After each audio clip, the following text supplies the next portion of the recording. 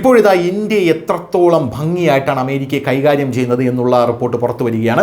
ഇതിൻ്റെ ഏറ്റവും വലിയ കാരണക്കാരൻ എന്ന് പറയുന്നത്, ടു ബി ഫ്രാങ്ക് പറയുകയാണെങ്കിൽ, നരേന്ദ്രമോദി മാത്രമല്ല. നരേന്ദ്രമോദിയുടെ കാലത്ത് അദ്ദേഹം വന്നപ്പോൾ ശക്തനായിട്ടുള്ള ഒരു ഭരണാധികാരി ആയതുകൊണ്ട് അമേരിക്കയെ വിറപ്പിക്കാനും പറപ്പിക്കാനും അദ്ദേഹത്തിന് സാധിച്ചു. പക്ഷേ നമുക്കറിയാം, 1965 ഇന്ത്യ ചൈന യുദ്ധം നടന്നപ്പോൾ അമേരിക്ക നമുക്ക് ഗോതമ്പ് തരില്ല എന്ന് പറഞ്ഞു. ഗോതമ്പ് തരില്ലെങ്കിൽ തരണ്ട എന്ന് പറഞ്ഞ അന്നത്തെ പ്രധാനമന്ത്രിയായിട്ടുള്ള ലാൽ ബഹാദൂർ ശാസ്ത്രി അദ്ദേഹം എന്താണ് ചെയ്തത്? ഇതെല്ലാവർക്കും അറിയാവുന്ന കാര്യമാണ്. അദ്ദേഹം നമ്മുടെ നാട്ടിലുള്ള ജനങ്ങളോട് പട്ടിണി കിടക്കാനാണ് പറഞ്ഞത്. അതായത് ദേശീയതയുടെ വിഷയമാണ്, അഭിമാനത്തിൻ്റെ വിഷയമാണ്. അതുകൊണ്ട് ഒരു നേരം മാത്രം നിങ്ങൾ ഭക്ഷണം കഴിക്കുക എന്ന് പറഞ്ഞു. അദ്ദേഹത്തിൻ്റെ ആ ഒരു ആഹ്വാനം ജനങ്ങൾ ഏറ്റെടുക്കുകയും ചെയ്തു. 1965 എന്ന് ഓർക്കണം. എന്നാൽ ഈ കാലത്ത് അത് പ്രായോഗികമാകുമെന്നറിയില്ല. കാരണം ഇപ്പോൾ നമുക്ക് ധാരാളം ഭക്ഷ്യധാന്യങ്ങൾ ഭക്ഷിക്കാനുണ്ട്. എന്തായാലും അദ്ദേഹം അന്ന് അത് പറഞ്ഞ ശേഷം അദ്ദേഹം എന്താണ് ചെയ്തത്? അദ്ദേഹം താൻ ഒരു നേരം മാത്രം ഭക്ഷണം കഴിച്ച് അവരെ കാണിച്ചു കൊടുത്തു. അതായത് ഇതിൻ്റെ മാതൃക താനാണെന്ന് പറഞ്ഞ് അദ്ദേഹം ഒരു നേരം മാത്രം ഭക്ഷണം കഴിച്ചു തുടങ്ങി. അങ്ങനെയാണ് നമ്മൾ ജയ് ജവാൻ ജയ് കിസാൻ തുടങ്ങി അമേരിക്കയെ തറപറ്റിച്ച് സ്വയം പര്യാപ്തതയിൽ ഈ ഭക്ഷണത്തിൻ്റെ കാര്യത്തിൽ എത്തിച്ചത്.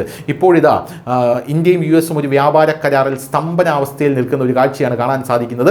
1.4 ബില്യൺ ജനസംഖ്യയുള്ള ഇന്ത്യക്ക് അഭിമാനമുണ്ടെങ്കിലും അമേരിക്കൻ കാർഷിക കയറ്റുമതിയുടെ കാര്യത്തിൽ ഇന്ത്യ തുറന്ന സമീപനം കാണിക്കുന്നില്ലെന്ന് യു എസ് വാണിജ്യ സെക്രട്ടറി ലുട്നിക് പറഞ്ഞു. അമേരിക്കയിൽ നിന്നൊരു ബുഷൽ ധാന്യം, അതായത് ഒരു തരി ധാന്യം പോലും, ഒരു പിടി അരി പോലും ഇന്ത്യ വാങ്ങുന്നില്ല. ഇന്ത്യ നമ്മുടെ ധാന്യം വാങ്ങില്ല. എല്ലാത്തിനും ഉയർന്ന താരിഫ് അതുകൊണ്ട് ചുമത്തണം, അല്ലെങ്കിൽ ചുമത്തുന്നു. ഇന്ത്യയുടെ മനോഭാവം ഇങ്ങനെ തുടർന്നാൽ ലോകത്തിലെ ഏറ്റവും വലിയ ഉപഭോക്താവെന്ന നിലയിൽ യു എസ് വിപണി നഷ്ടപ്പെടും എന്നാണ് ഇപ്പോൾ ഇയാൾ പറഞ്ഞിരിക്കുന്നത്. അമേരിക്കയുമായി വ്യാപാരം തുടർന്നു കൊണ്ടുപോകുന്നത് ബുദ്ധിമുട്ടാകുമെന്നാണ് ഇയാൾ പറഞ്ഞിരിക്കുന്നത്. 2025 ജനുവരിയിൽ പ്രസിഡന്റ് ഡൊണാൾഡ് ട്രംപ് അധികാരമേറ്റപ്പോൾ യു എസുമായുള്ള ഒരു ഉഭയകക്ഷി വ്യാപാര കരാറിനുള്ള ചർച്ചകൾ ആരംഭിച്ച രാജ്യങ്ങളിൽ ഇന്ത്യയും ഉൾപ്പെടുന്നു. എന്നാൽ 5 റൗണ്ട് ചർച്ചകൾക്ക് ശേഷവും ഇരു രാജ്യങ്ങളും തമ്മിൽ ഒരു ഉഭയകക്ഷി വ്യാപാര കരാർ അവസാനിപ്പിക്കാൻ കഴിഞ്ഞില്ല. മാത്രമല്ല, ട്രംപ് ഇന്ത്യക്ക് 50% താരിഫ് ഏർപ്പെടുത്തിയതിനു ശേഷം ഇരു രാജ്യങ്ങളും തമ്മിലുള്ള ബന്ധം സമീപകാലത്തെ ഏറ്റവും താഴ്ന്ന നിലയിലാണ്.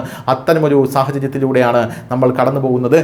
അമേരിക്കയ്ക്ക് ഇന്ത്യയുടെ വിപണി കിട്ടിയില്ലെങ്കിൽ എന്നേക്കുമായി ഇന്ത്യ അമേരിക്കയ്ക്ക് നഷ്ടമാകുമെന്നും അദ്ദേഹം പറയുന്നുണ്ട്. പോരാത്തതിന് അങ്ങനെ നഷ്ടപ്പെട്ടു കഴിഞ്ഞാൽ അതിൻ്റെ നഷ്ടം അമേരിക്കയ്ക്ക് തന്നെയാണ് എന്നും പറയുന്നുണ്ട്. ഇന്ത്യക്ക് അതിൽ യാതൊരുവിധ നഷ്ടവും സംഭവിക്കാനില്ല. News desk, news India Malayalam.